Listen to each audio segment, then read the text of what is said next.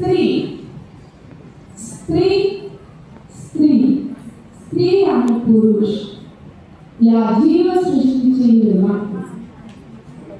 स्त्री आणि पुरुष मिळून त्या जीवनरूपी घर चालत असतात आणि या जीवनरूपी रथाचे स्त्री आणि पुरुष हे दोन चालत असतात. या दोन चाकांपैकी एक जण थांबलं तर ही जीवसृष्टी थांबेल. स्त्रीशिवाय पुरुषाला आणि पुरुषाशिवाय स्त्रीला पूर्णत्व येत नाही. स्त्री आणि पुरुष याच्या समानतेचे हे रूप म्हणजे अर्धनारी नरेश्वर.